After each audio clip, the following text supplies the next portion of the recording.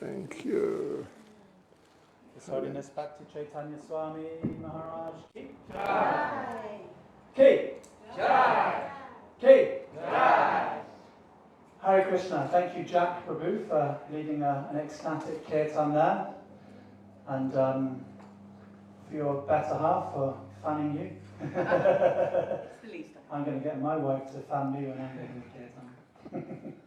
Thank you everyone for coming this afternoon. And for those of you who are maybe here for the first time, while Maharaj has been here, of course he came last week. We had a 3-part seminar spread over Monday, Tuesday and Wednesday on the glories of Govardhan Hill. If you weren't there, don't fear, they are already uploaded on our ISKCON Newcastle YouTube channel, so you can watch them on there. And yes, today Maharaj will be giving, well actually let me ask a question first. Is there anyone here, put your hands up if you've ever been on Govardhan Parikrama. Okay. So those of you, you can put your hands down now, those of you who have never been to Govardhan or have never done Govardhan Parikrama, so Govardhan, well Maharaj will explain, but it's almost 13 miles of walking. It might take you 6 hours or maybe more, depending on how long you spend at each place and research the pastimes. But today, Maharaj will be giving a talk, but then after the talk, we will be having a virtual Govardhan Parikrama, complete with slideshow photos that I think you've taken yourself. Yeah. And Maharaj is he's the expert in Govardhan Hill, so we'll get a chance today to hear some more of the glories of Govardhan Hill. And to start with, we're giving a little talk and also speaking a little bit about Akshaya Tritiya. Yes, and some other, And some other things, including that. But anyway, we'd like to give him a warm welcome, so we'd like to ask on the count of 3, if you can put your arms in the air. I know it's Sunday, it's we're tired on Sundays. Put your arms in the air, and as loud as you can, on the count of 3, chant the Hare Krishna mantra. Let's give Maharaj a warm welcome. 1, 2, you two girls, arms up, that's it. 3, Hare Krishna, Hare Krishna, Krishna Krishna, Hare Hare, Hare Rama, Rama Rama, Hare Hare.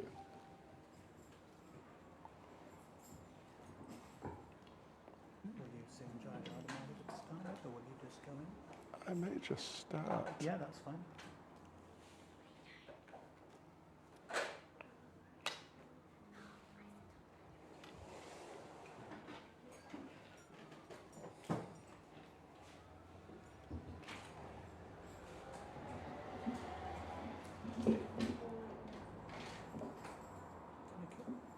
Yes. Thank you very much. Hare Krishna, everyone. Hare Krishna. Hope you're all okay. Everyone okay? Yes, thank you. She's okay, yeah. You okay, Anuradha? Good. Yes, so it's a bit of a 2-part program, at least my part of it is 2-part. We're going to read a verse from Bhagavad Gita and say some words about that, including mentioning about Akshaya Tritiya. Anyway, we'll explain more about that when we get there. So that'll happen in about, anyway, I'll start now, maybe I suppose half an hour, 45 minutes perhaps. We'll go on with that. And then whatever it ends up being, maybe 45 minutes, then we will, first of all, we'll have to do the technical stuff of connecting the computer up, but it won't take long. You will assist with that, is it? Yeah.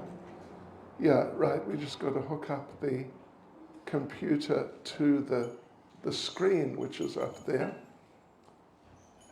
And Shri Shri Panchatattva Ke. Shri Shri Panchatattva Ke. Shri Shri Panchatattva Ke. Yes, right. So that will take, if for argument's sake we start, what is it now, 3:30? If we start at 4:15 or something along those lines, then, and we get things set up quickly for the digital slideshow, then I would estimate we'll probably get through that by plus or minus 5. And then there'll be some more kirtan. Yes, at about 5-ish. And then following that will be prasadam. Prasadam class. It's a very popular class. No one falls asleep. No one walks out. So anyway, this is what we're going to be doing, more or less, approximately in terms of timing. Right, so we will read a verse from Bhagavad Gita as it is, translation and commentary by His Divine Grace, A.C. Bhaktivedanta Swami Prabhupada. We will read chapter 8, verse 28. Chapter 8 is titled Attaining the Supreme. Yes, before we read it, we will chant. You can just repeat after me, please. Om Namo Bhagavate Vasudevaya. Om Namo Bhagavate Vasudevaya. Om Namo Bhagavate Vasudevaya. Om Namo Bhagavate Vasudevaya.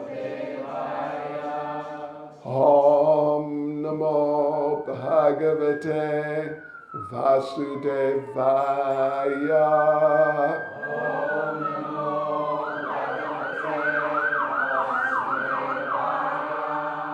We just ask them to drive by and do that, just to remind us what this material world is like. They'll probably be back in a while. Okay, so yes, this is now Bhagavad Gita chapter 8, verse 28. Chapter 8, verse 28. We do have it on the screen. Oh, I see. Okay, very good. Right, so you can repeat after me. Vedeshu yagyeshu tapasu chaiva. Vedeshu yagyeshu tapasu chaiva. Dhaneshu yat punya palam pradishtam. Dhaneshu yat punya palam pradishtam. Atyeti tat sarvam idam viditva. Atyeti tat sarvam idam viditva. Yogi param stanam upaiti chadyam. Yogi param stanam upaiti chadyam. Vedeshu yagyeshu tapasu chaiva. Vedeshu yagyeshu tapasu chaiva. Dhaneshu yat punya palam pradishtam. Dhaneshu yat punya palam pradishtam. Atyeti tat sarvam idam viditva. Atyeti tat sarvam idam viditva. Yogi param stanam upaiti chadyam. Yogi param stanam upaiti chadyam. Someone have a go, please. Vedeshu yagyeshu tapasu chaiva. Vedeshu yagyeshu tapasu chaiva. Dhaneshu yat punya palam patishtam. Dhaneshu yat punya palam pradishtam. Atyeti tat sarvam idam viditva. Atyeti tat sarvam idam viditva. Yogi param stanam upaiti chadyam. Yogi param stanam upaiti chadyam. Vedeshu yajneshu tapassu chaiva. Vedeshu yagyeshu tapasu chaiva. Dhaneshu yat punya palam pradishtam. Dhaneshu yat punya palam pradishtam. Atyeti tat sarvam idam viditva. Atyeti tat sarvam idam viditva. Yogi param sthanam upaiti chadyam. Yogi param stanam upaiti chadyam. Vedeshu Yeshu tapasu chaiva. Dhaneshu yat punya palam pradishtam. Adyeti tat sarvam idam viditva. Yogi param stanam Upaiti upaiti chadyam. Yeah, okay. Ladies, please.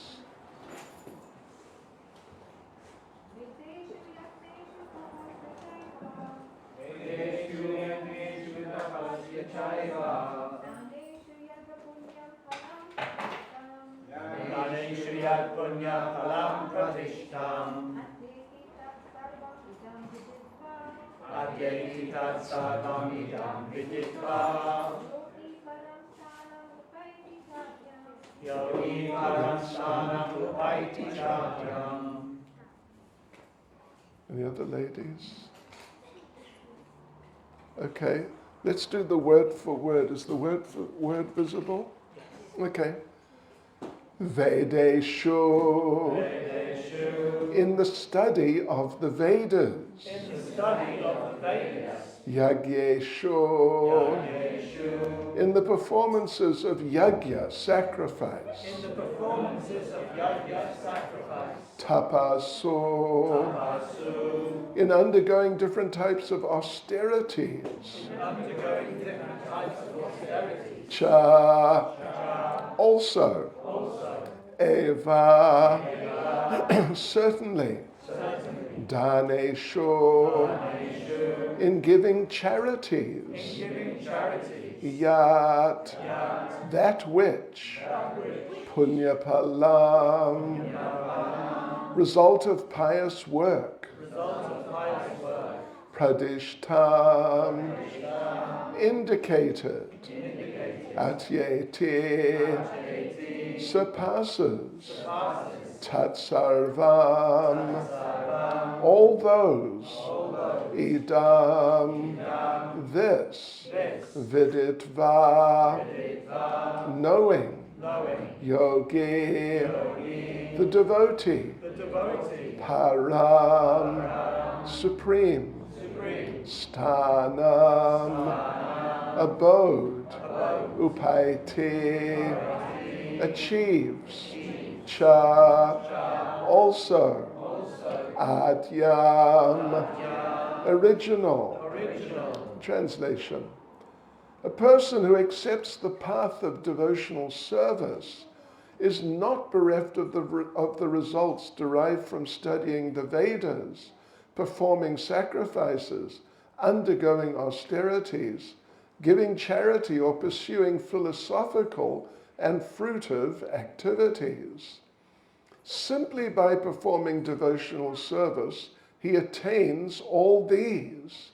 And at the end, he reaches the supreme eternal abode. Yes, so we will read the purport by Srila Prabhupada. And it's not short, it's not extremely long, but it's sort of, a moderate length. So please stick with us and give your attention. So, right, Srila Prabhupada says, this verse is the summation of the 7th and 8th chapters, which particularly deal with Krishna consciousness and devotional service. One has to study the Vedas under the guidance of the spiritual master and undergo many austerities and penances while living under his care. A brahmachari has to live in the home of the spiritual master just like a servant, and he must beg alms from door to door and bring them to the spiritual master. He takes food only under the master's order, and if the master neglects to call the student for food that day, the student fasts. These are some of the Vedic principles for observing brahmacharya. After the student studies the Vedas under the master for some time, at least from the age 5 to 20, he becomes a man of perfect character. Study of the Vedas is not meant for the recreation of armchair speculators, but for the formation of character. After this training, the brahmachari is allowed to enter into household life and marry. When he is a householder, he has to perform many sacrifices so that he may achieve further enlightenment.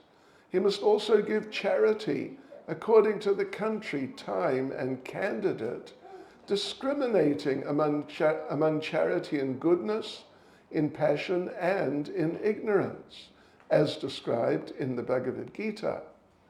Then, after retiring from household life, upon accepting the order vanaprastha, he undergoes severe penances, living in forests, dressing with tree bark, not shaving, etc. By carrying out the orders of brahmacharya, householder life, vanaprastha, and finally sannyas, one becomes elevated to the perfectional stage of life.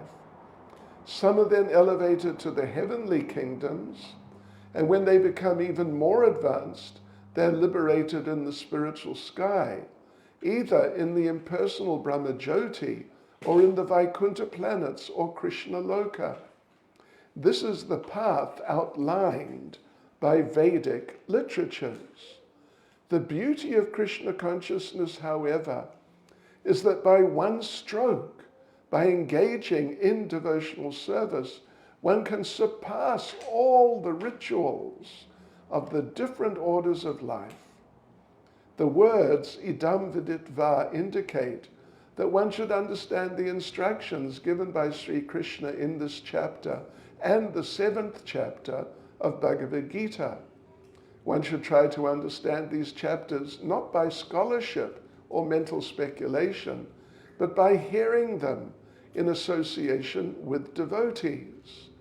Chapters 7 through 12 are the essence of Bhagavad Gita.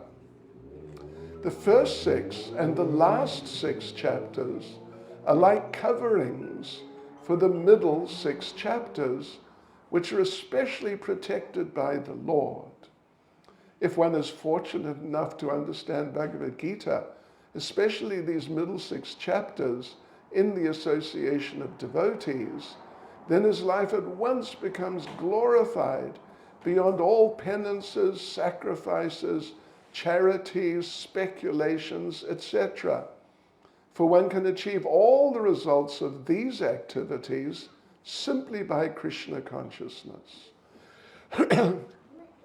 One who has a little faith in the Bhagavad Gita should learn Bhagavad Gita from a devotee, because in the beginning of the 4th chapter it is stated clearly that Bhagavad Gita can be understood only by devotees. No one else can perfectly understand the purpose of Bhagavad Gita. One should therefore learn Bhagavad Gita from a devotee of Krishna, not from mental speculators. This is a sign of faith. When one searches for a devotee and fortunately gets a devotee's association, one actually begins to study and understand Bhagavad Gita. By advancement in the association of the devotee, one is placed in devotional service.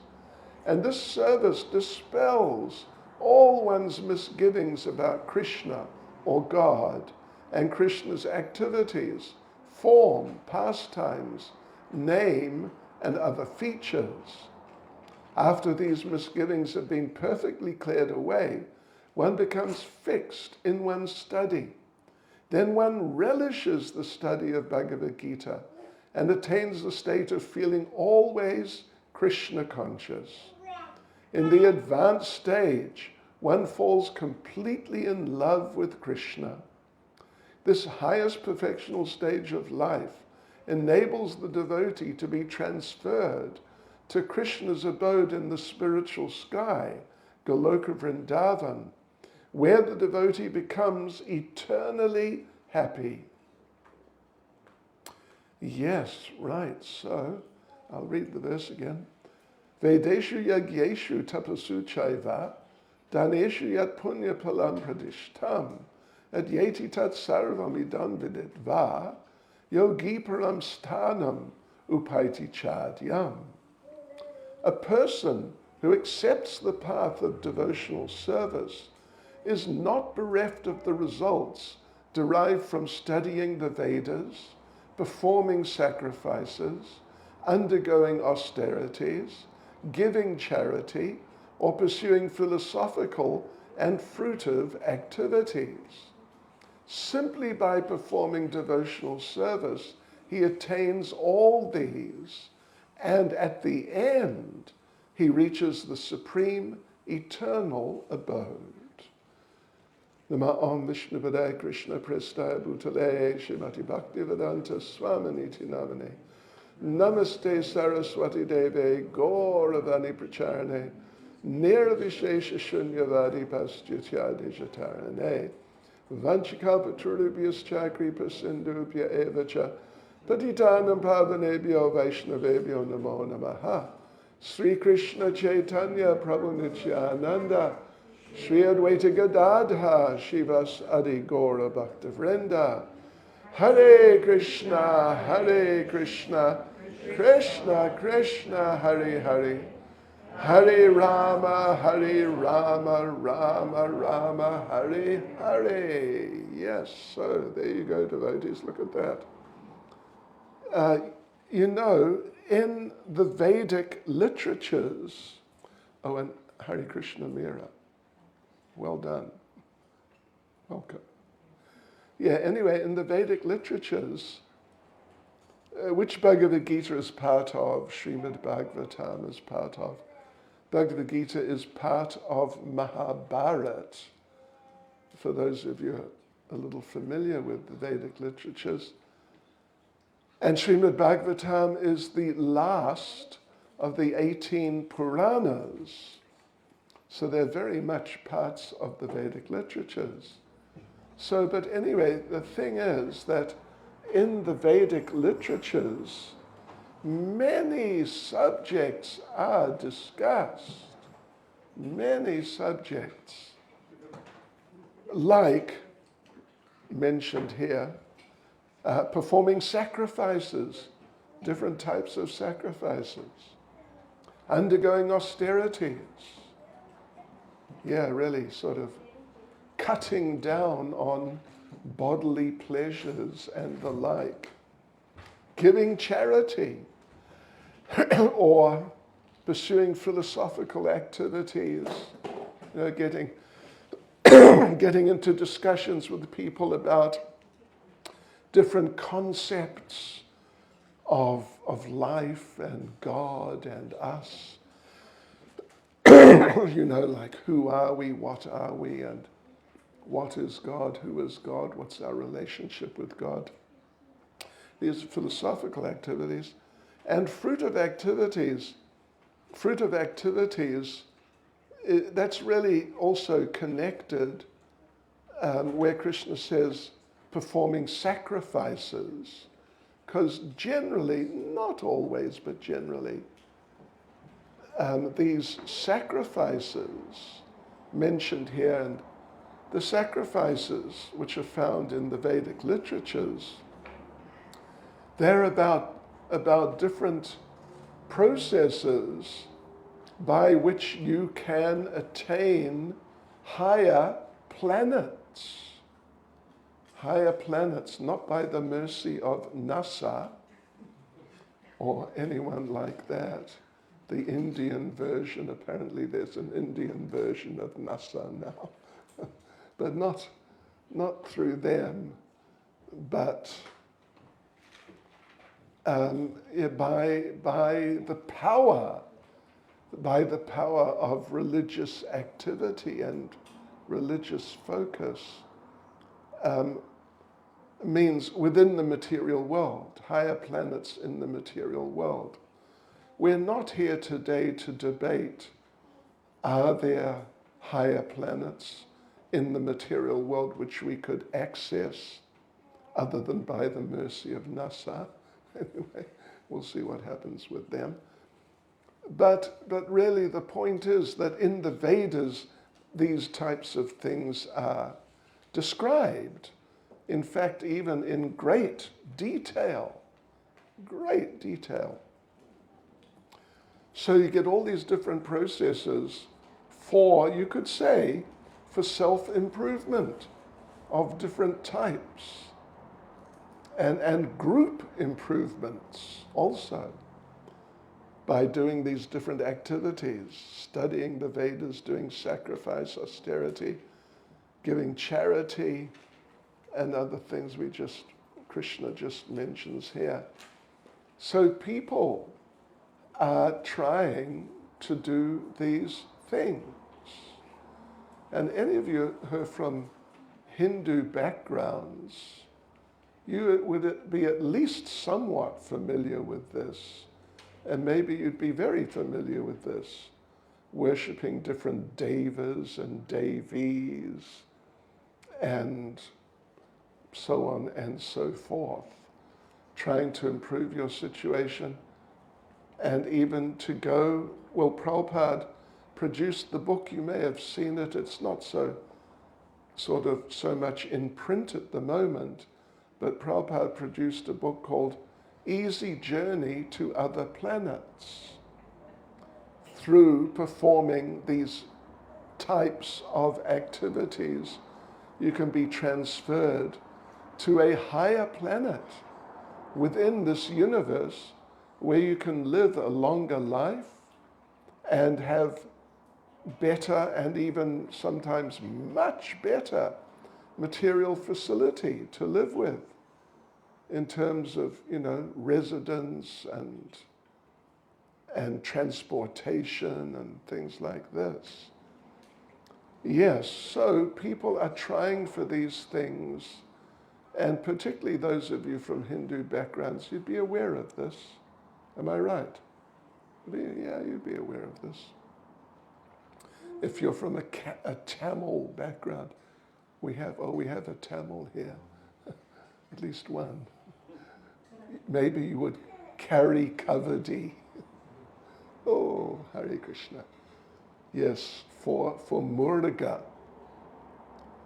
Anyway, there are all these different schools of thought and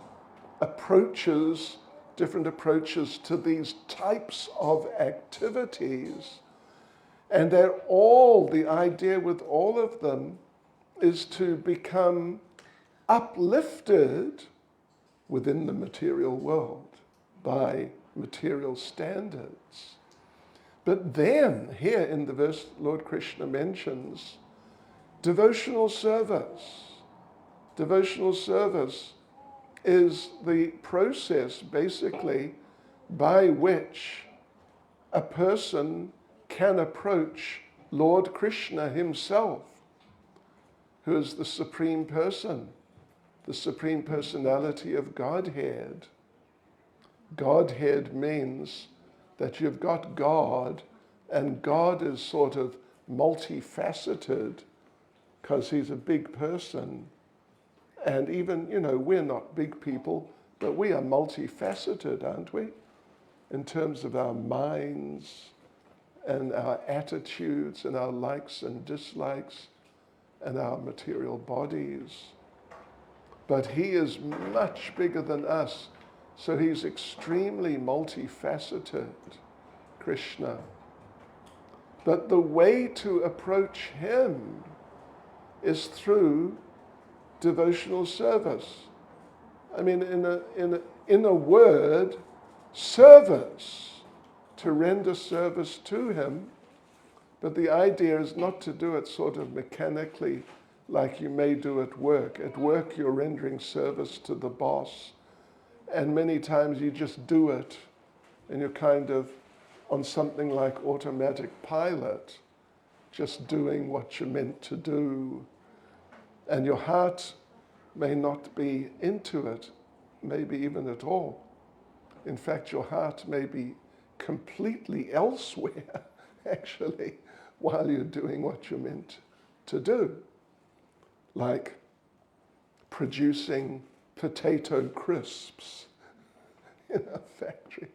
I happen to know one devotee who does this, and he's sitting here. But anyway, and you can do it on automatic pilot, right?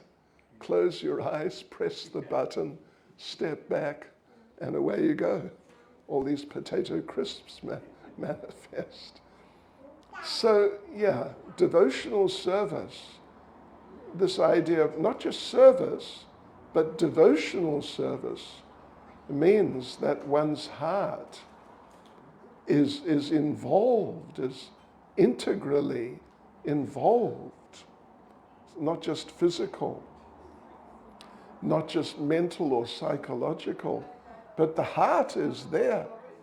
Emotionally, one is involved, and one really has feeling for Krishna, who is the person who is served in devotional service. So, the point that Lord Krishna is making here is that if you do devotional service, you can, in fact, he says, a person who does devotional service will not be bereft of the results derived from doing these other things. The demigod worship, the sacrifices, the austerities, and cultivating certain types of philosophical knowledge, giving charity, and some other things, all for a material purpose, how to improve your lot in this world and live more comfortably than you may be living now, and live longer than you might expect to live now, and just to live better, have a better car, or these types of things. That's what all these Vedic processes are essentially about. But when you render devotional service to Lord Krishna, who is actually the supreme person, who is beyond the devas and devis and those people who give you whatever results you're due to get from your performance of sacrifice, etc. So Krishna is the supreme person, and what he gives is eternal. If you render devotional service, Krishna is saying here, you will not be bereft, means you will get the results that you would get if you were not doing devotional service, but you were doing these things mentioned here, sacrifices, etc. So you'll still get the results of those things. But then, beyond that, at the end of the verse itself, is it still on the screen? No. Okay. Anyway. We can get it though. Okay. simply by performing devotional service, Lord Krishna says, last sentence of the verse. Is it there now? Yes. Okay. Simply by performing devotional service to Krishna, then the performer attains all these things, but more. Not just all these things. It's not just another way of getting all these things.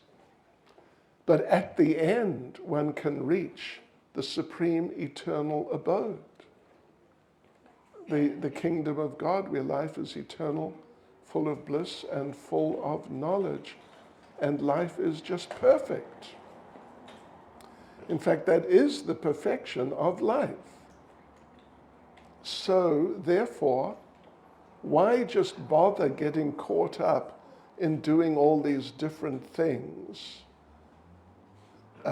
doing sacrifices, austerities, etc.? Why bother with that when by simply doing devotional service, you can get the results of doing all of them, plus you can achieve the eternal kingdom of God by the mercy of Lord Krishna, because he is the supreme, he is the topmost.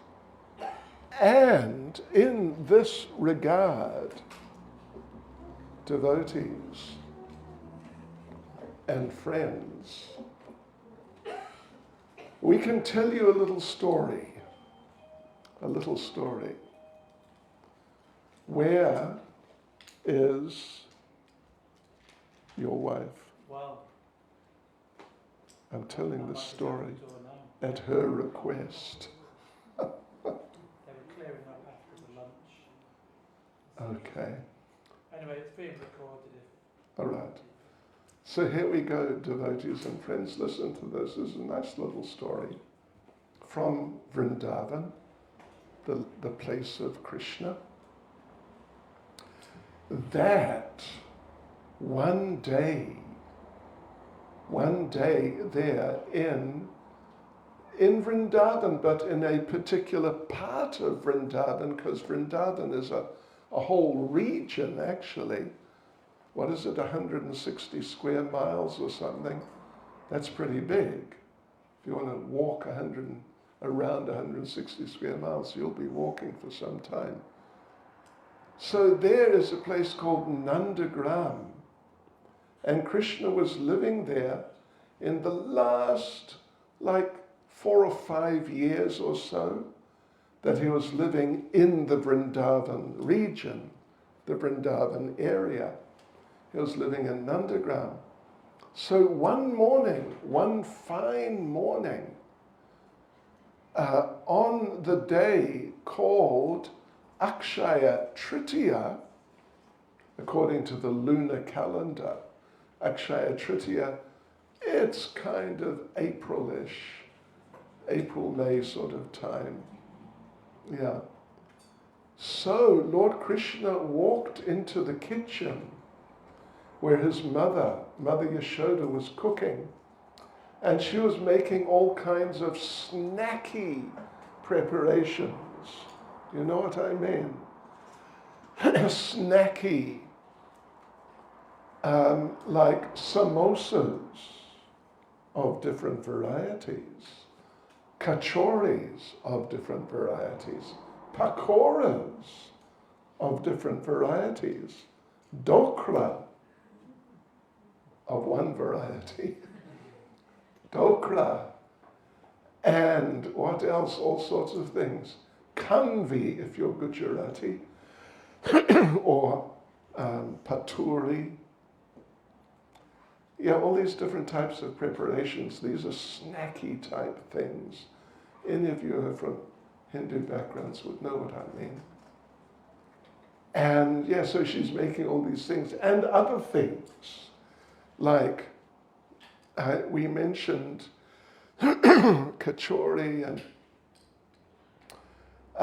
but have you had, anyway, all these types of things Mother Yashoda was making. And normally when Mother Yashoda is cooking, then she is cooking for Krishna. And Krishna just walks in and he knows, aha, this is for me. Happy days.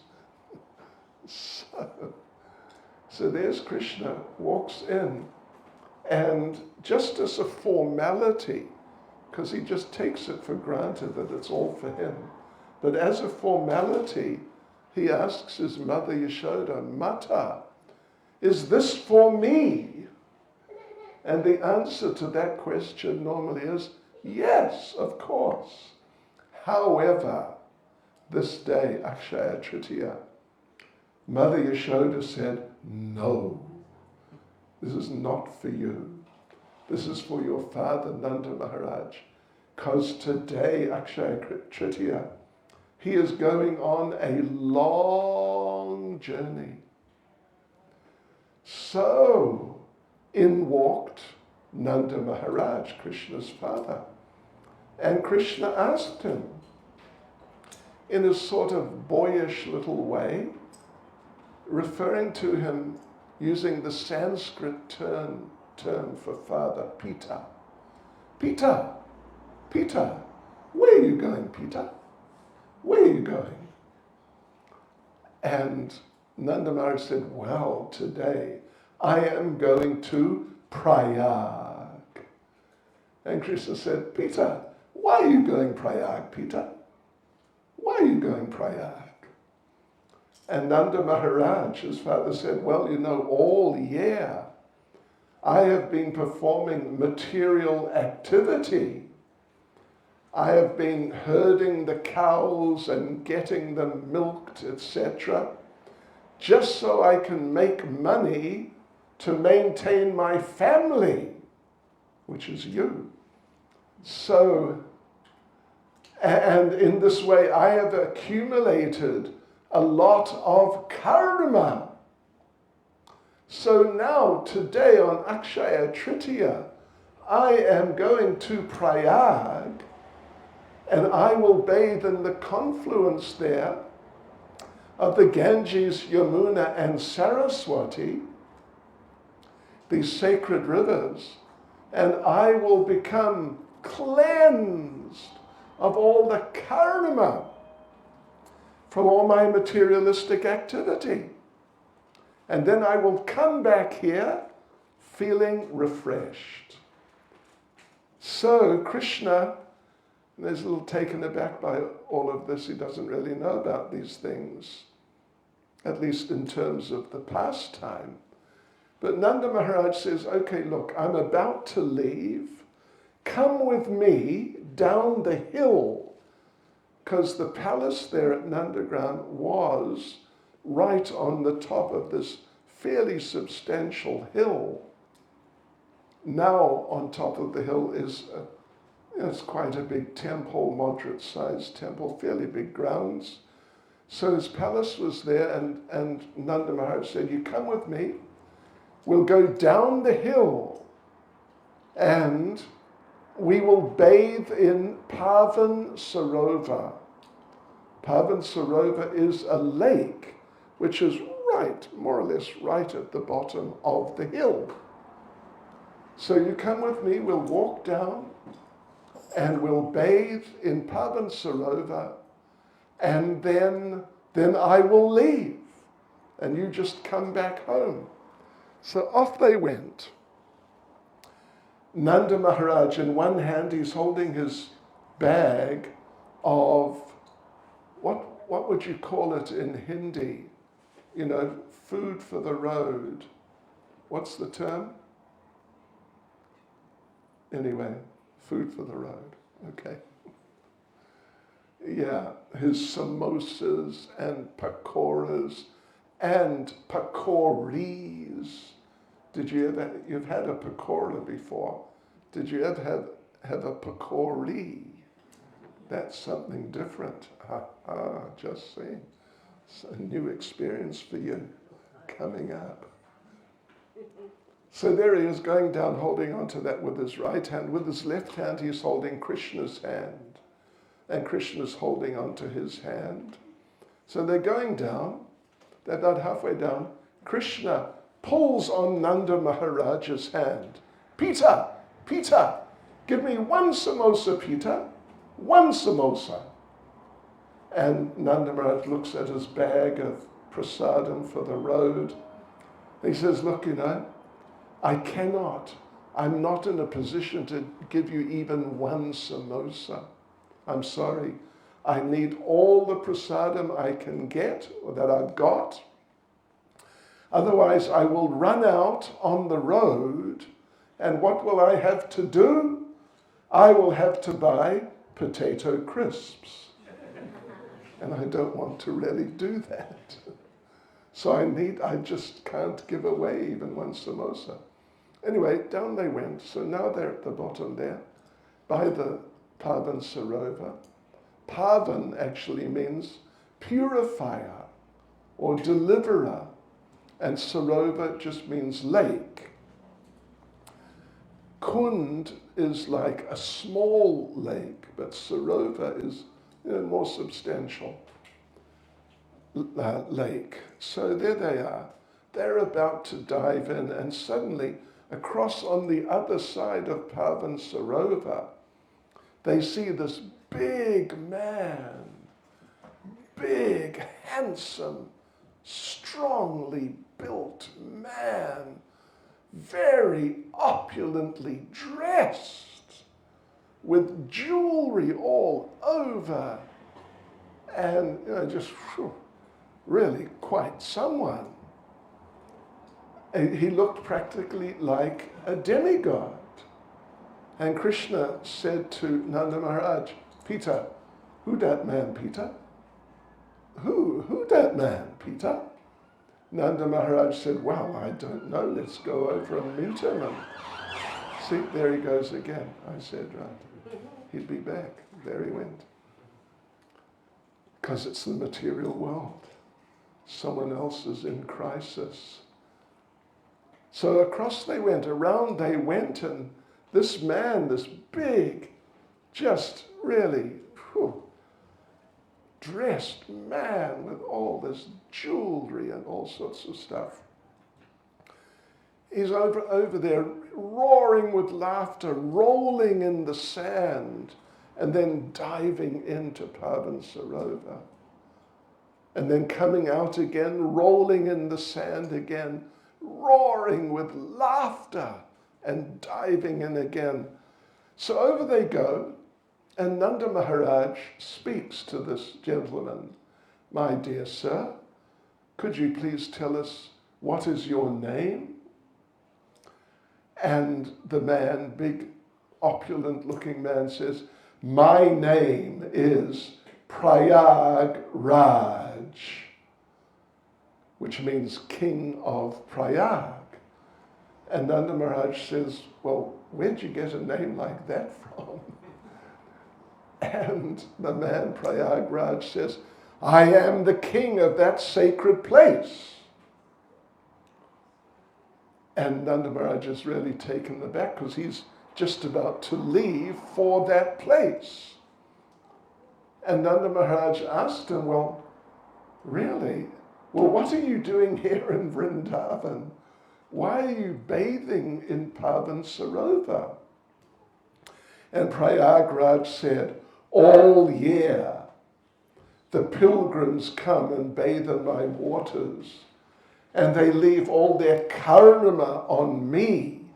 So one day a year, on Akshaya Tritiya, I come to Vrindavan, and I bathe in Pavan Sarovar, and I become cleansed of all the karma left on me by all the pilgrims in the last year. And then I go back feeling refreshed. Nanda Maharaj doesn't know what to think or do. He just says, oh, I see. And then Prayagraj says, well, look around the banks of Pavan Sarovar, you see? There's all the people, the presiding deities of all the sacred places They're all here. And they're all bathing in Pavan Sarovar. And it's the same idea. The pilgrims go and visit those places, leave their karma there. So the presiding deities, one day in a year, Akshaya Tritiya, they come here and they bathe in Pavan Sarovar, get free from all that karma, and return to their places feeling refreshed. And Nanda Maharaj looked around, and what did he see? He saw, Prayagraj pointed out, you see the lady with the green sari. You see? Do you see the lady in the green sari? She is the river Ganges. And you see the man. Do you see the man with the blue and white striped, vertical striped shirt, wearing the glasses? He is Badrik Ashram. These are famous holy places. And you see the woman wearing white in the front, sort of relaxing a bit. She is the river Kaveri. And you see the other man with his arms crossed. Anyway, he's one of the other sacred places. And you see, we all come here. Every year we come here on Akshaya Tritiya, and we take bath here in Pavan Sarovar and get cleansed of all the karma left on us by the pilgrims.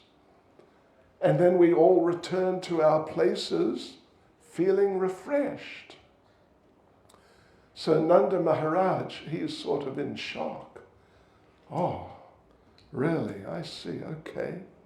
Then he took Krishna by the hand again and said, let's go. And Krishna said, Peter, you're going Prayag now, Peter. You're going to leave for Prayag. Nanda Maharaj said, no. And Krishna said, why not, Peter? Why are you not going Prayag, Peter? Nanda Maharaj said, I changed my mind. What you going to do, Peter? What you going to do? And Nanda Maharaj said, I'm going to bathe in Pavan Sarovar, and I'm going to go home. So then now they bathed in Pavan Sarovar. Now they're going back up the hill. They're about halfway up. Krishna pulls on the hand of Nanda Maharaj. Peter, just give me one samosa, Peter, one samosa, just one, only one. Krishna, and Nanda Maharaj looks at the bag of prasadam for the road. He just gives the whole thing to Krishna. Yeah, look, you can have it. I don't need it any longer. So you see, like this is really very wonderful, because it illustrates a number of just essential points.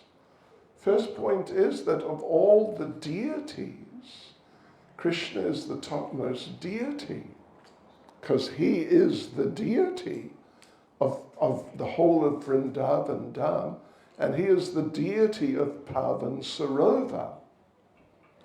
So he's the topmost of all the deities.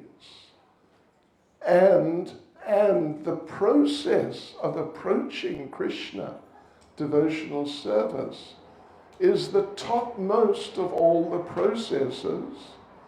And what is achieved through the process of devotional service is higher than what is achieved through any other process, like of worship of a particular demigod, or some type of austerity, or whatever it may be, giving charity to different types of people, being careful not to give charity to the wrong person. Yes, so what is achieved through Krishna consciousness is the highest thing. And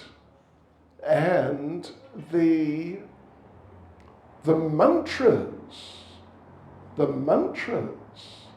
of Krishna, particularly Hare Krishna mantra, it's the highest of all the mantras, because all the different demigods and all these different activities and places, they all have their own mantras. But Krishna's mantras are the highest mantras. And the devotees of Krishna are the highest people, because they're following the highest process. So they're higher than the followers of any of the other processes or worshippers of any of the other deities. And you know what? The prasadam of Krishna is higher than the prasadam of any other deity. In fact, everything to do with Krishna is the best. Yes, because through devotional service, through worship of Krishna, you'll get whatever you might have got if you focused on any one of these other activities. You can get it, no problem. But at the end, you can achieve the supreme eternal abode, the abode of Krishna, which can only be achieved by rendering devotional service to Krishna. So there you go, a little food for thought. Did you catch that? Parts of it had to go up. Okay. So anyway, there you go. And we could go on for another few hours. How much time do you have? But anyway, I'm just joking. I think now we will pull down the blinds, connect up the computer, and just give us a moment. Well, I tell you what, Jack, a little kirtan, please, till further notice. I would say probably 5 minutes.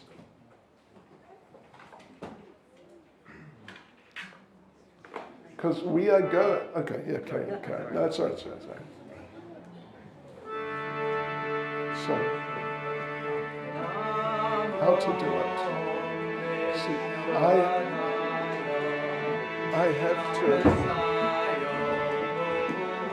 So you have to click on Google Chrome. Google PowerPoint, Chrome. yeah? I can do this. If you like me, can I control your laptop? Well, yeah, Yeah. but you want PowerPoint, is it? Is the video as an MP4 file or how is it? It's a PowerPoint. It's a PowerPoint. So if you please open up PowerPoint.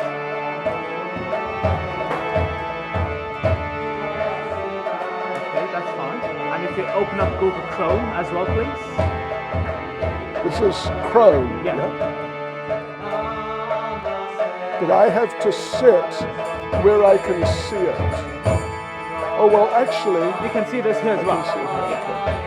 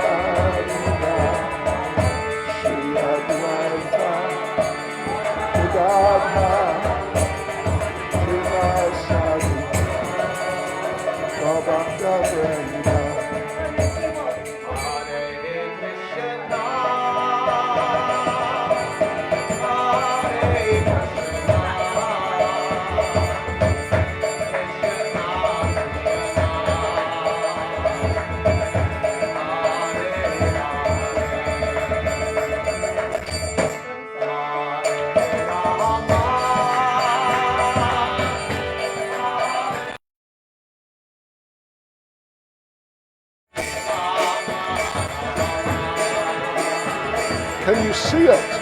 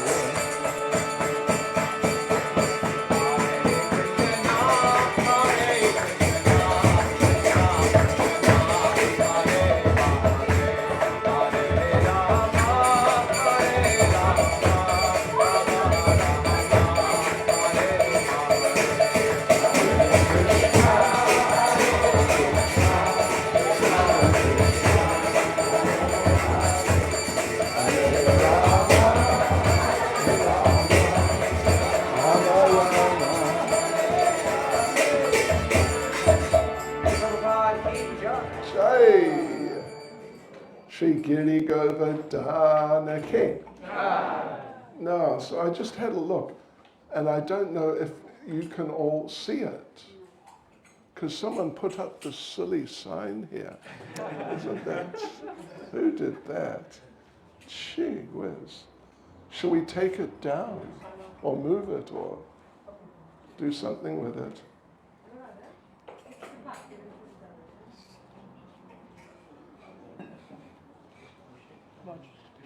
Do I have to move? We'll take it on that side, so it's out of the way.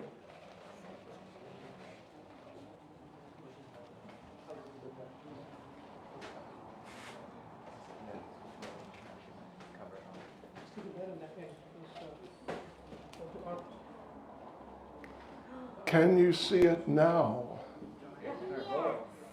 You know, yeah, okay. It's not so dark in here, but anyway, I guess it's okay. Do you think you can see it clearly enough?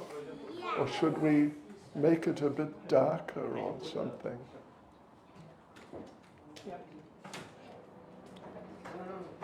Oh, look at that. Look at that. Wow. High tech, I can't believe it. What if we turned off the lights in the room? Oh! Okay. So don't be scared, you'll be all right. So we are going, devotees and friends, we are going on Govardhan Parikrama. Means we're going to walk all the way around this Govardhan hill. You heard it's about 13 miles. I think in kilometers, it is 23 kilometers. And, you know, I used to do it personally. I've done it many times. And I used to do it just in one day.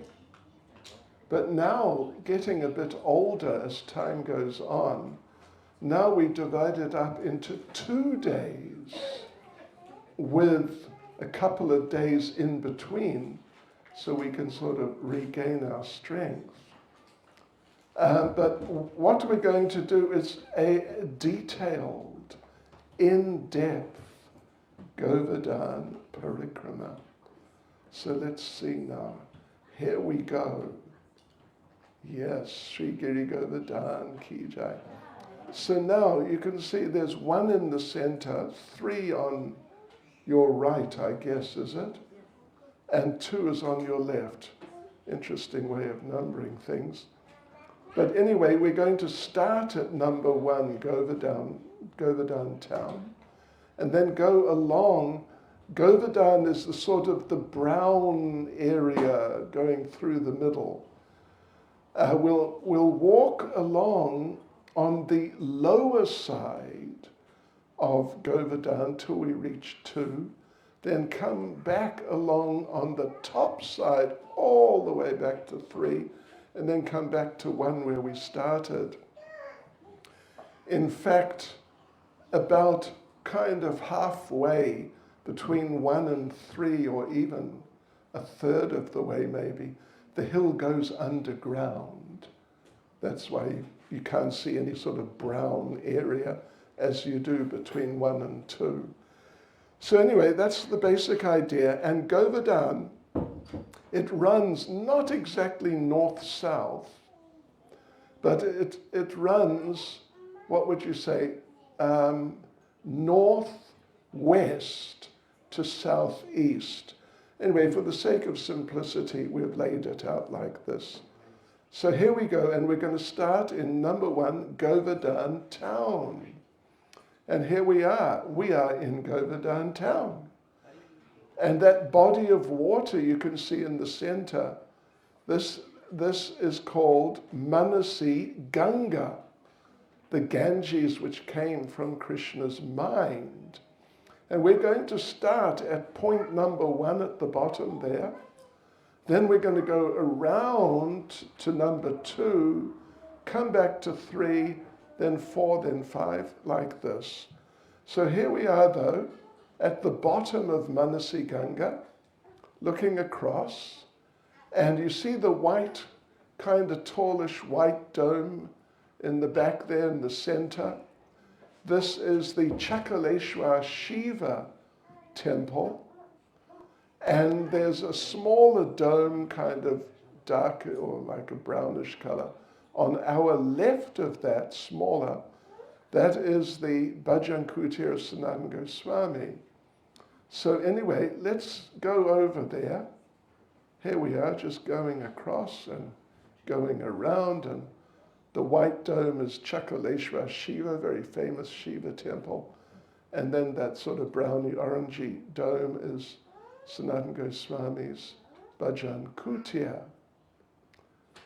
Okay, so yeah, anyway, there we are, we're at number 2, and there's us. Would you believe this photo was taken about 30 years ago, right at that spot. And this is the Bhajan Kutir of Sanatana Goswami. He lived here for many years, and he actually left this world here. And inside is this picture. This is a picture of Sanatana Goswami inside his Bhajan Kutir, means his little house for doing worship. Then just across is the Chakaleshwar Shiva temple, famous temple. And there you can see there's 5 Shiva lingas. Is it clear enough? Can you see 5 Shiva lingas? Behind it, that kind of oblong structure behind, this is depicting Krishna lifting Govardhan hill. If you look carefully, you'll see. But otherwise, this is Lord Shiva with 5 faces. Panchamukhi. Shiva means 5-faced Lord Shiva. In other words, it's not 5 Shivas. It is one Shiva with 5 faces. And this is what he looks like during the day. The Shiva lingas are just, they're just sitting there like that. But for the evening darshan after 5, they dress him up. Look at this. These are the same 5 Shiva lingas all dressed up after 5 o'clock. One person in 5 forms. Okay, so that was number 2. Now we're going back to number 3, and you can see there in the little list on the left, this is now the Mukha Aravinda temple.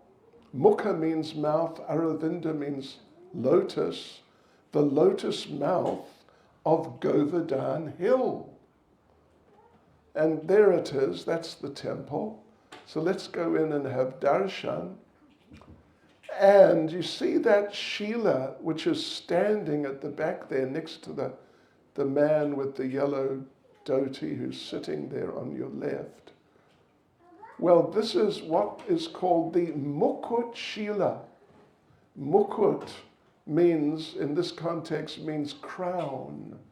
So you see the sort of oval shaped, not exactly round, shaped mark on the rock, which is standing up.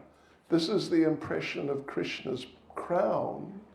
And down in front, right in the front, that is the Mukha Shila, which is said to be Lord Krishna's lotus mouth. So that's that, yes. And this is the Mukha Shila, the mouth of Govardhan Hill, the lotus mouth of Govardhan Hill. So that's interesting. Now we're going to go around the bottom, heading to our left, through past number 1. We're going to go to number 4. But en route, well, in the actual Manasi Ganga, Radha and Krishna had boating pastimes in this lake, which is there. So look at this. Anyone fancy a jalebi or 10? Yeah. They know how to make these things, by the way. And this is some pira, which we offer these sweets to our deities. Pira is a milk sweet. But anyway, yeah, that's all around number 1. Now we're going up to number 4, which is the Manasi Devi temple. Manasi Ganga. This is now Manasi Devi. So this is Manasi Devi. And this is one big Govardhan Shila. And let's have a look at the different parts, starting from left going right. On the left, this is Manasi Devi herself. Means she is the presiding deity of Manasi Ganga, overseeing Manasi Ganga and what goes on there. Then next to her is this child devotee of hers. And next to her is the lion carrier of Manasi Devi. And then next is Kaila Devi, who's a form of Durga. But remember, they're all just different parts, 4 parts of one big Govardhan Shila. And this is on the back there, just over that Shila, this picture. They worship her as Durga. And right next to the Manasi Ganga temple is Brahmakund. This is where Lord Brahma came when, at the end of the Govardhan Leela, when they were about to perform the bathing ceremony for Krishna at Govindakund. So he landed here, right by Manasi Ganga, Lord Brahma. Right, okay, so that was number 4. That's right, number 4. Now, and you can see, maybe you can see, just between 4 and 5, there's sort of a bit of a green area. That's Brahmakund. But now we're going to number 5, which is the Haridev temple. very famous old temple of Govardhan, at Govardhan Hill. This is, you can see Krishna's got his left hand up. This is Krishna holding up Govardhan Hill. Because as you probably know, if you're familiar with the pastime, he held the hill up on the little finger of his left hand and held it there for 7 days and 7 nights. Right, so this is Hari Dev and this is his lotus feet. So that was number 5. Now we're coming around a bit further, you see, to number 6 and number 7. And if you are a prasadam connoisseur, or if you're just interested in prasadam, number 6 is a very interesting place. If you can read Hindi, Giraj Mishtan Bandar. And it's, what is it now? The owner is, what does it say? I can't read it. Something or other. Bhagaval, is it? Singh. Halwai Wala. Yeah, sweet specialist. So look at this. This is the best dokra on this planet. It is just really good. And it's made by devotees. You can offer it. And sure, it is something really special. And then here, look at this. This is Malai chum chum. Chum chum with cream in the middle. And yeah, and a couple of other little items. Really, it's pretty amazing. And this is Son Papri. Yeah. And across the road, devotees, is the Lakshmi Narayan temple. That's the Lakshmi Narayan temple. So anyway, we were there, right? 6 and 7. Now we're going up to the top, as you can see, and then we'll take a left. The hill you can see is that brown shape heading off to the left. So the road goes just beneath it, heading off to the left, and that's where we're going to right now. This is the crossroads, and here you can see, it may be a Kadasi, because on a Kadasi you get a lot of people, thousands of people, doing Govardhan Parikrama. Right, so yeah, just a few meters along is the special Govardhan Shila. If I had a laser pointer or something I could point out, but you can probably make out on the left side towards the top, there is a white sort of space on the Shila, on the rock. This is said to be Radharani's lotus footprint. And you see here's someone, they bathe this Shila with milk, and you can see she's pouring it onto where the footprint is, if you can make that out. Yeah. So we walk along a bit. This is an old temple, abandoned temple up on top of the hill. It was abandoned probably, 500 years ago when the Muslims were very active. And as we go along, we see some of the Shilas, some of the big rocks from Govardhan Hill. They're all understood to be forms of Lord Krishna. Shri Shri Panchatattva Ki Jai. So we're going along now, we're going to stop at number 8. And devotees, number 8 is our ISKCON Bhaktivedanta Ashram, our ISKCON temple at Govardhan Hill. There it is sort of on the right there a bit, just beneath the road. And here it is from the back. This is our ISKCON property there. acquired for ISKCON by Tamal Krishna Goswami and Giriraj Swami. And really beautiful place, actually. So we're going to go inside. And here is the Samadhi, or Pushpa Samadhi, actually, of Tamal Krishna Goswami. And then we go into the temple, and there are Krishna and Balaram, Govardhan Shilas, and Shishi Gaur Nitai, and of course Srila Prabhupada, life-size deity.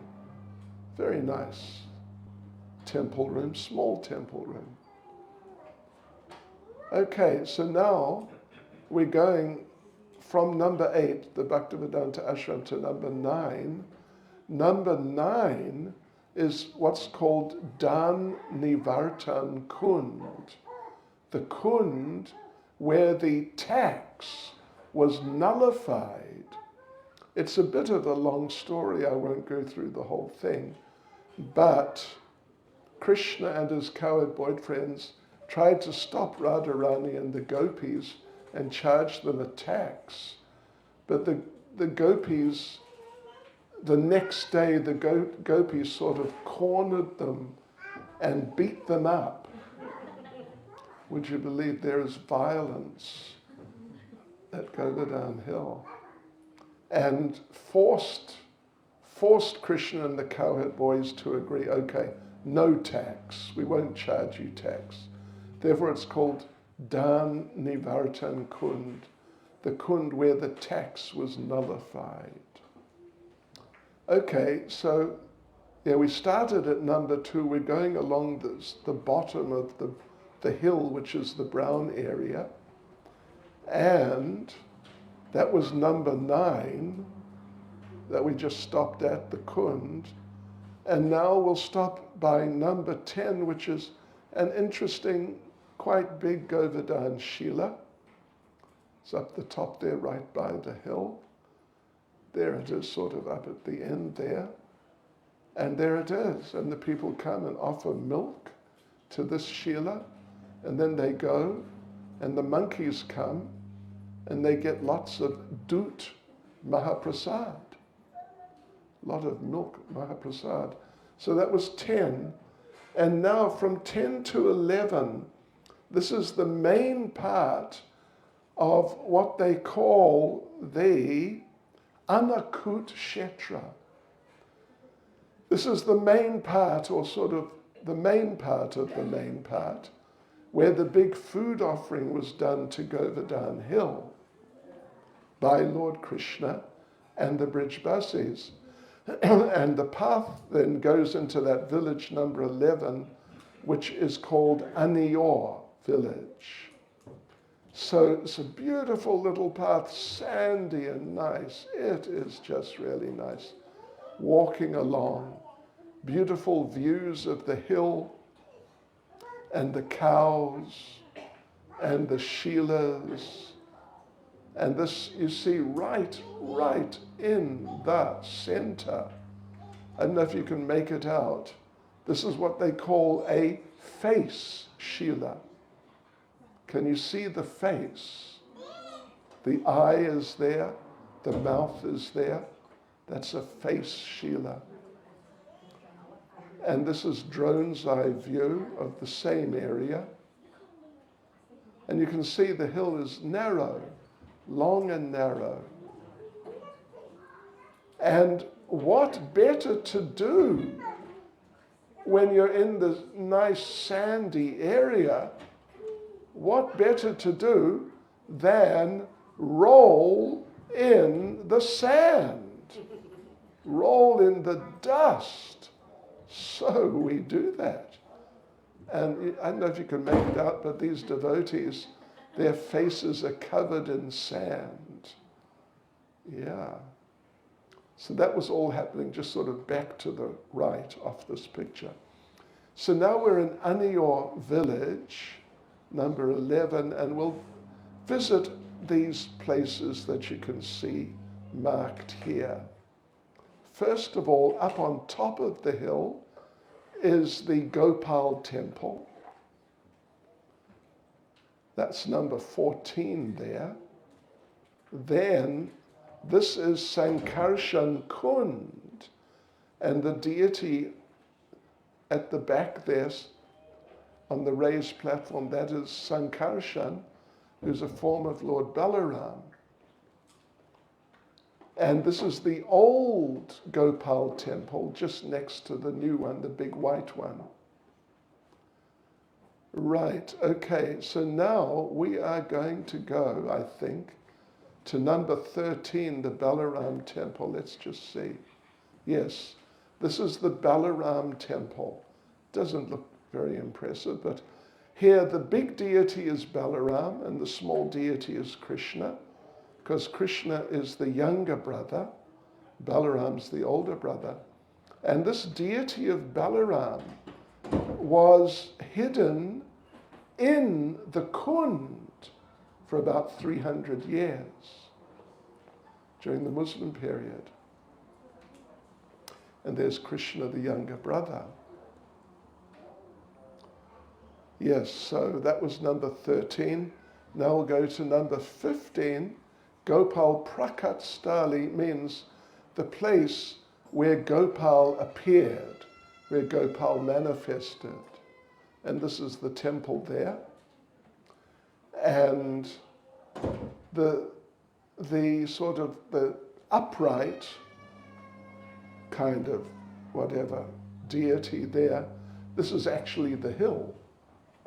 This temple is built on the hill. And this is where Madhavendra Puri found Gopal. And then Lord Gopal, when the Muslims came, Gopal was brought down off the hill, and Lord Chaitanya had darshan of Gopal, and he was just extremely ecstatic. Right, so that is in between 2 and 3, you see right in the center, that is Anior village. Okay, it's number 4 there.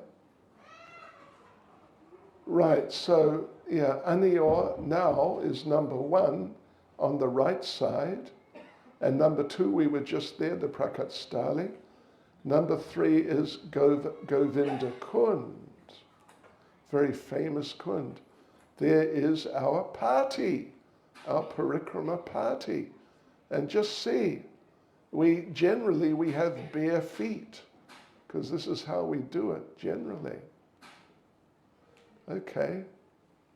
And as we go along, this is the Sakshi Gopal temple, and this is Sakshi Gopal, Gopal who is the witness. And now we're coming to Govinda Kund, which is number 2, sort of in the center more or less. But we'll stop initially at number 1, which is the Madan Mohan temple. So up we go, up the stairs, and there's the altar. There's Madan Mohan on the top level. On the left, on our left, is Gaur-Nitai, and on our right is Vishnu Priya, the main wife of Lord Chaitanya. And this is a drone's eye view of Govinda Kund with Govardhan in the background. And a couple of our friends, local devotees, interesting looking fellow.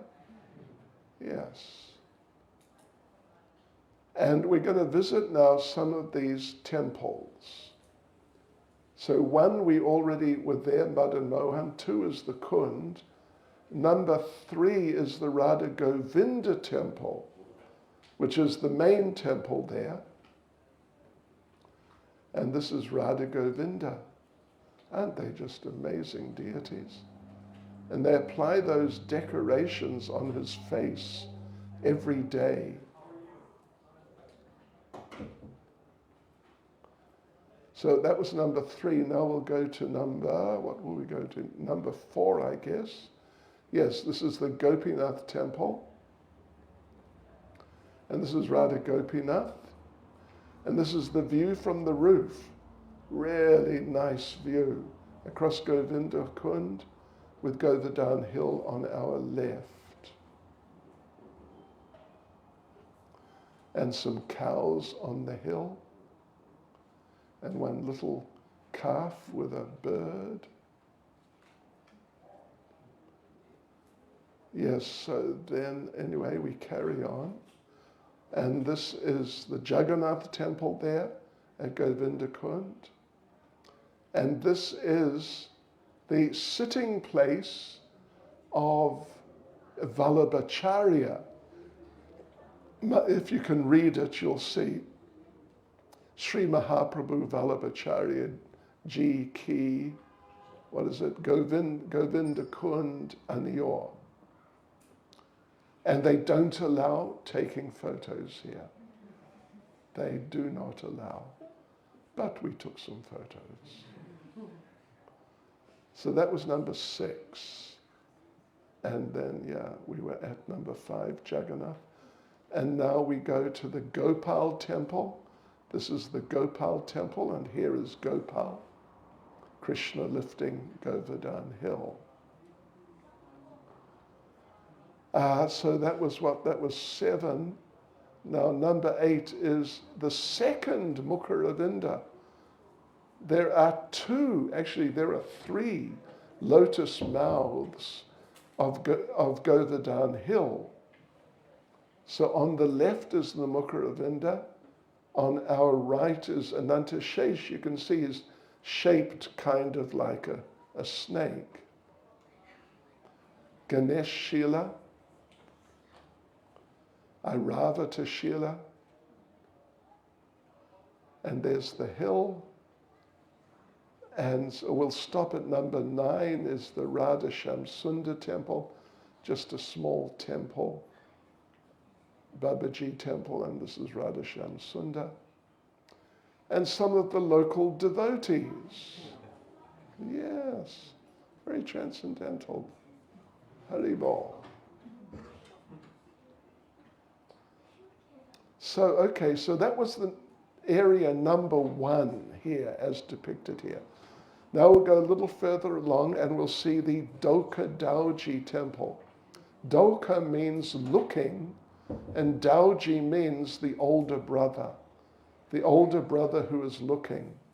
And who is the older brother who's looking? It's Balaram, who's watching Krishna having his spring rasa dance. So along we go on the Parikrama path, and then so some nice views. It's so beautiful, isn't it? Amazing.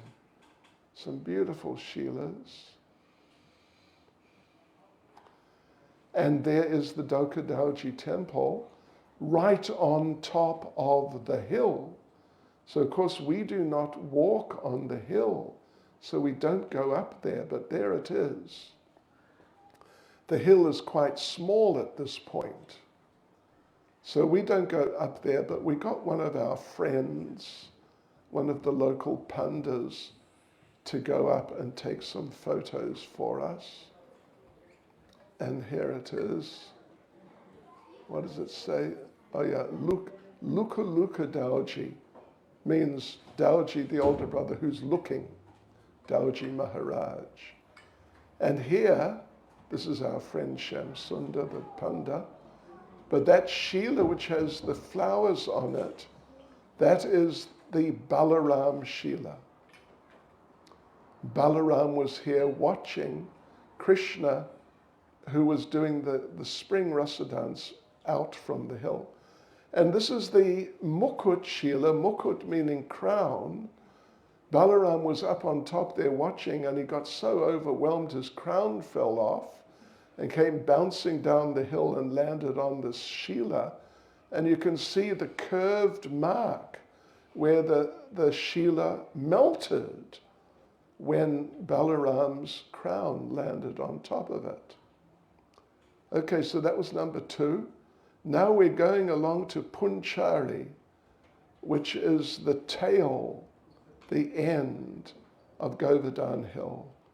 And it's very beautiful. What a beautiful scene. and one of the local monks. And he's looking at me. You know, I took this photo. There's a couple of photos coming, about 30 years ago. Anyway, this fellow's looking at me wondering, should I attack this white man? Or what should I do? He can't make up his mind, but he's concerned. But anyway, he decided to relax and just take it easy. So nothing really came of it. But he's living on Govardhan Hill. He'll leave his body on Govardhan Hill, and then he'll go to Govardhan Hill in Goloka Vrindavan. So off we go. Here's some people, and there's the hill coming towards the end. You see, these are Govardhan Shilas. People build little houses. The idea is, if you build a little house by Govardhan Hill with Govardhan Shilas, in your next life, you may actually have a house by Govardhan Hill. And a peacock there, yeah. So we're coming to the Punchari area. Punchari means tail or the end. And there are some caves here, bit difficult to make out, but they say there are caves up there where Radha and Krishna would meet. They sort of go down into the hill, actually. Okay, and here's another monkey, Mataji, with her little child. Yeah, don't mess with me, okay? And another one of the local devotees, friendly looking chappie. So now we're coming into the Punchari area. Number one is the end of the hill. The hill it actually goes underground there. And then number two at the bottom is the Nrsingadev temple. Let's go there. It's quite a famous temple. Doesn't look like very much, but when you get up there, it's really nice. This is the view from up there. And you can see the hill going underground on the left. And on the far right, can you make out a white shape? I don't know if you can. That is that Gopal temple at Aniyor. Anyway, here's the deity. This is Lord Nrsingadev. And they don't allow photos, but, you know, if you get on the right side of them, well, you know what to say, money talks. So here is Lord Nrsingadev killing a rather unusual looking Hiranyakashipu. Yeah. And this is me with one of the pujaris. He's letting me take some dust from the lotus feet of Lord Nrsingadev. Yeah, look at that. Some mercy. So now from there, we're looking out across, and there are two kunds. One is inside the sort of the red brick structure. That's Naval Kund. And then further over is Apsara Kund, which is green. And here's us walking through, barefoot mainly. And yeah, oops. So this is Naval Kund. That's the Nrsingadev temple in the background. And yeah, this is Naval Kund. And this is Apsara Kund. Here the Apsaras came in to take part in the bathing ceremony of Krishna at the end of the whole Govardhan Leela. And sometimes you get this green stuff, but you just push it aside and take some water and put it on your head. All right, so now, devotees, so that was 3 and last was 4. Now we're going to number 5, which is the Lota Baba temple. There it is. Lota Baba means waiting Baba. He's waiting. Prachin Mandir. What is it? Punchari Kalota. Yes, so this is Lota Baba. He's waiting for Krishna to come back. And this is the view, drone's eye view, of the village of Punchari. And that Lota Baba temple is on the right. You see the dome there? On the right, the far right. Yeah, so there we are. There's the bottom, the end of the hill going underground, and most of the devotees just come around and go straight back up the other way. So we will go to, what will we go to?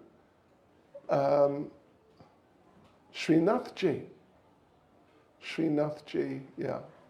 This is the Srinathji temple. Very beautiful deity. Actually, they let us do abhishek of this deity. It's really quite an experience. Sutala Kund. And number 8 is Raghava Pandit's cave. And what to speak of not letting you photograph the cave. They don't even let you in, but they let us in. And we photographed the cave, or this end of the cave, and it goes through, and this is the other end of the cave, which is just behind the Srinathji temple. It's only like 15 or 20 meters long or something. So, okay, so what was that? That was number 2, you can see on the left. Number 3 is the area where the blue cows live. Means the deer of Govardhan Hill.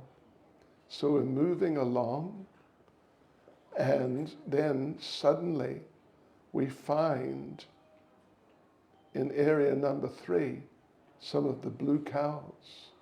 They're big deer. These are females, they're lighter colored. But this is a male, you can see he's kind of bluish with big horns.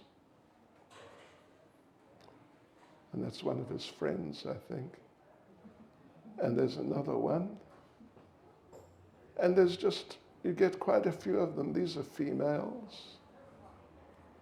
There's another one of the big males. So that's in area number 3. Number 4 is Indrakund. There it is. You can sort of, well, where are we now? Oh, number 1, it's number 1 here. And Airavata's footprint, let's have a look at them. So number 1 is Indrakund. There's Indrakund, not very impressive. And this is Airavata's footprint.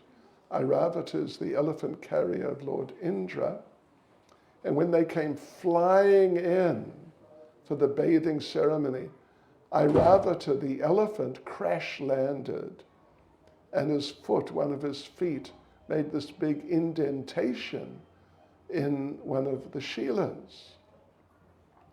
There's the back of that Dokadaji temple, same place we saw some minutes ago. And there's us, we're now at Surabhi Kund. Yes, this is where the Surabhi cow landed when she came in to take part in the bathing ceremony of Lord Krishna. So that's number 3 there, you can see on the left. Now we're going to go through Kadambavan, and number 4 is actually Airavata Kund, and a couple of other kunds. So this is Kadambavan, the forest of Kadambas, another good place for rolling in the dust. And this is a serious dust roller. He is pretty serious about it. If you're going to get into it, you might as well get into it. So that's the area is number 4. And we'll have a look at Airavata Kund. This is where, this is Airavata Kund. And then we'll go on to Harju Kund.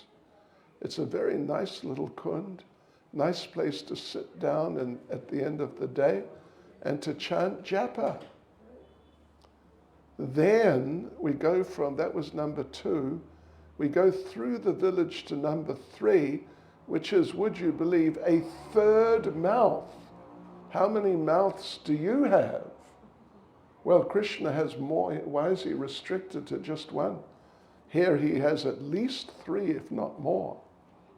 So here's the people bathing his and offering milk to his mouth, Mukha Ravinda. And we walk along, and there's the other side of that Gopal temple, the big white temple. And then we come to number 4 is the Dandavati Shila. Interesting Shila, look at this. This is the Shila. But during Kartik, well, they say if you circumambulate him 7 times, it's equal to doing an entire Govardhan Parikrama. During Kartik, though, they dress him up. Look at this. Can you believe it? This is the same Dandavati Shila, dressed up. Okay, so, right. So that was Jatipur. It's on the other side of the hill from Aniyor. And now we're going to go back into Govardhan town from the other side. So very nice walk. Oh, it's so beautiful. Through the trees, many Shilas, one of the local devotees, an owl devotee, peacock still with long tail. And this is a mobile sugarcane juice shop.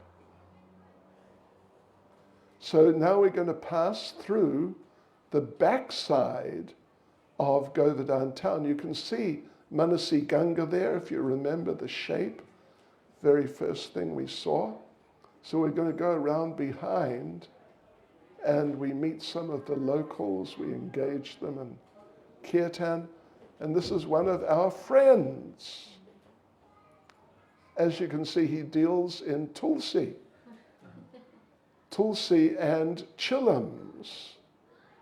Do you know what a chillum is? If not, that's better. We won't tell you, but he's a character. His name is Garib Das. Yes, a friendly fellow. So, okay, now we are going. This is Sakhi Stali, the place of Chandravali and her followers. And now we're going out to our right. And we're heading towards Radhakund and Shamakund, which are at the far right of this picture. And you can see, if you look carefully, there is the hill, and there's us, but there are many demigod temples here. And this is Hanuman, 5-headed Hanuman, with his club. And he's giving someone some special mercy here. Look at this. Haribol, getting the special mercy from Hanuman. And we're going along. Yeah, now you see here, the area marked in blue, this is all of Govardhan Hill that you can see on this side of Govardhan town. The rest of the time, the hill is underground on this right-hand side. And we are going to Uddhava Kund, which is a really nice place. So here we are at Uddhava Kund. Uddhava took Krishna's message to the gopis in Nandagram, and he saw the incredible love that the gopis had for Lord Krishna, and he became so overwhelmed that he thought, as he was riding back, going back to Mathura, he thought, I want to stay here, but I have to be in a very sort of lowly, humble form, So I would like to stay here as grass. So they say that here at Uddhava Kund, that all the grass is forms of Uddhava. And there just across the way is Kusum Sarovar, famous Kusum Sarovar. We'll go there in a couple of minutes. And this is the Pujari at Uddhava Kund. Unfortunately, he passed away. He's a very nice fellow, Giriraj Das. But he passed away, and we were good friends. And this is Uddhav Bihari, Radha Uddhav Bihari. And this is the old Radha Uddhav Bihari. And this is Uddhava. Right, so that is sort of in the middle of that red, where the red line is, kind of, sort of. And here, looking across, I don't know if you can see it, but there's a bridge across. This is an irrigation canal. That bridge is the other side of Govardhan Hill. It's narrow. So in we go into Radhakund village. And this is Radhakund on the right and Shamakund on the left. And we'll just stop at a few places. One is Gaurkishore Das Babaji's Bhajan Kutia. It's a temple established by Srila Bhaktisiddhanta Saraswati. And then we head over, and there is Radha Kund. Radha Kund in the background is Shamakund. A nice scene at sunset. This is called the Sangam, where that pink structure is. The Sangam, where the waters of Radhakund and Shamakund meet and mix. And devotees offer prayers at sunset. She's reading Radha Kripa. Oh, this is one of our friends, Mohan Panda. Nice chap. I've known him since he was a child. Let's see now. So number one, Radha Gopinath Temple. There we are, Radha Gopinath, very beautiful. And then just in the same building, number two, is Raghunath Das Goswami's Samadhi. And that's the Samadhi deity. And then number three is the Radha Govinda temple. When they took the deities out of Vrindavan town to go to Jaipur, then those deities, the original Vrindavan deities, stopped for a few days at Radha Kund. And when they moved on to Jaipur, the devotees built temples in the places where those deities had stopped, just for a few days around Radha Kund. So this is where Radha Govinda stopped for a few days at Radha Kund. And here, this is an interesting Shila. In the grounds of the Govinda temple, this is the tongue of Govardhan Hill. Interesting deity. Then, this is the Jagannath temple. This is Jagannath Puri at Radha Kund.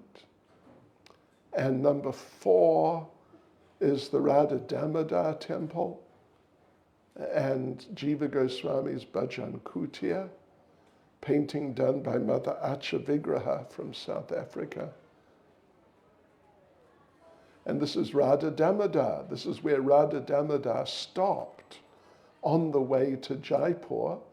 So they built a temple for them and put in new deities where the original Radha Damodar had stopped.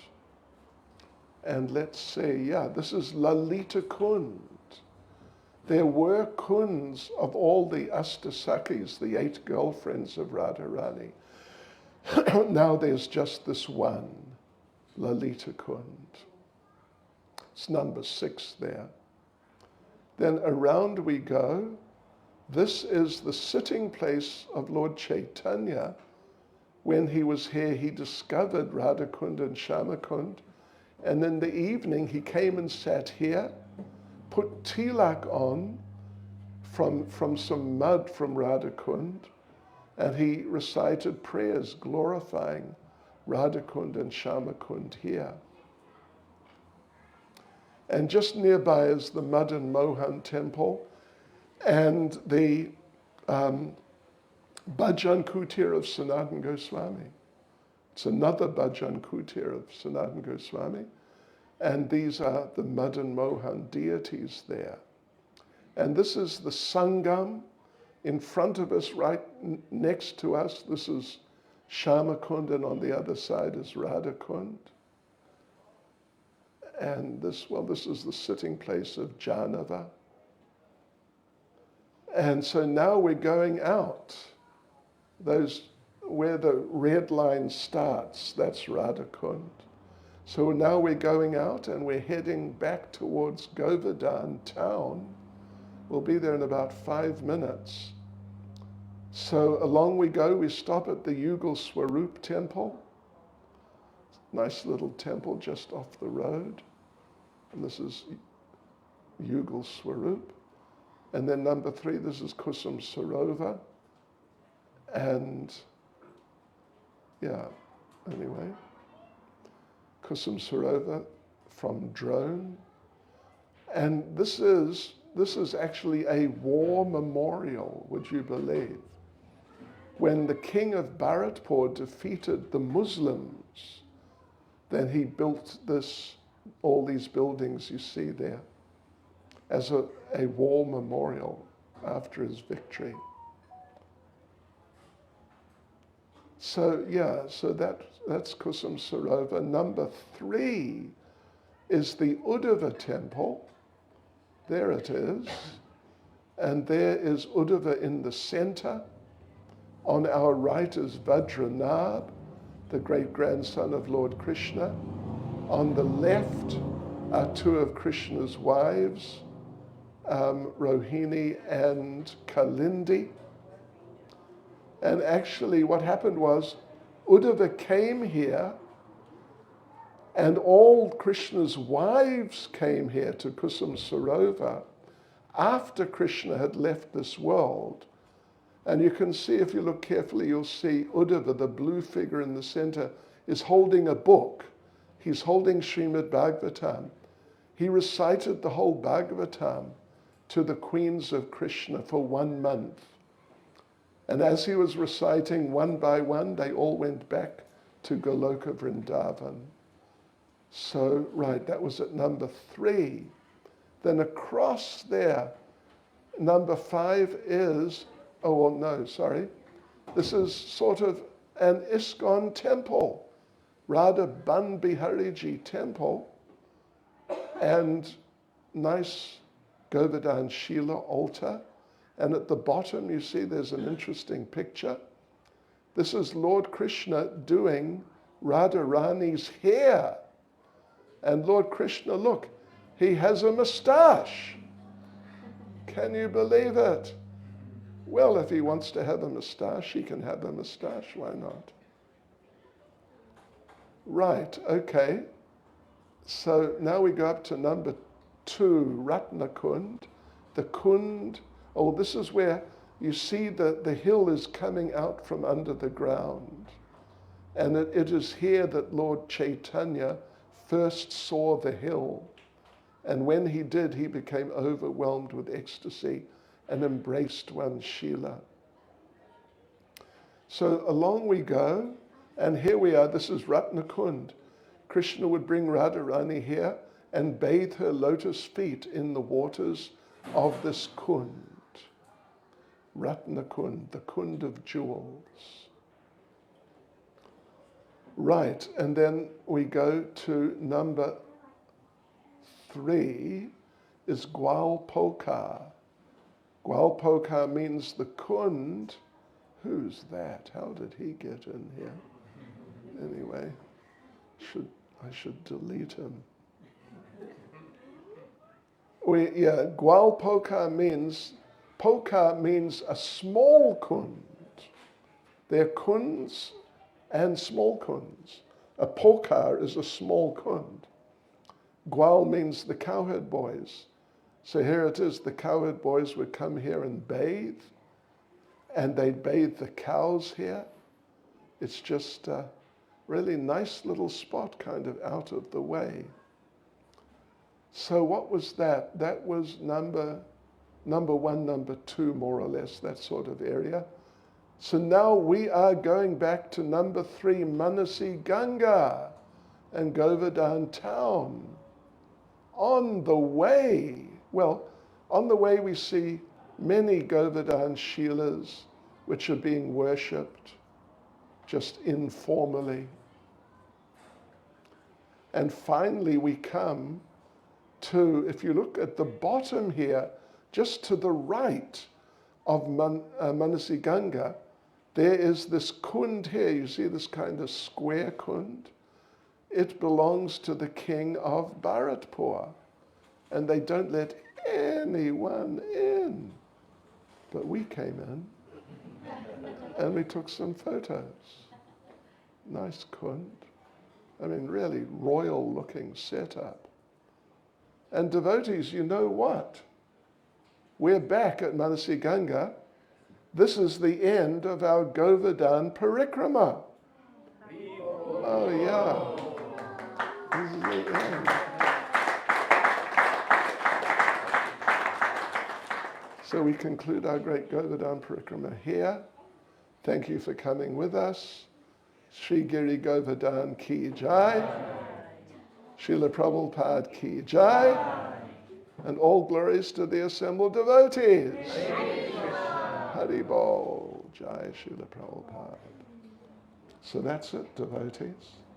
Hare Krishna. You have done a full Govardhan Parikrama. And your feet didn't get sore. You didn't get chased by monkeys or beggars. It's a good way to do it. Okay, that's it.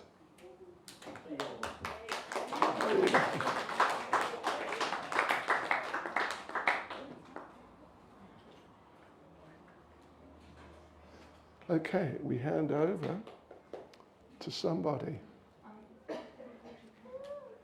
Should we hand over to you?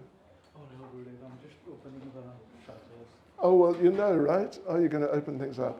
Yeah, we should have Should we have kirtan for a few minutes?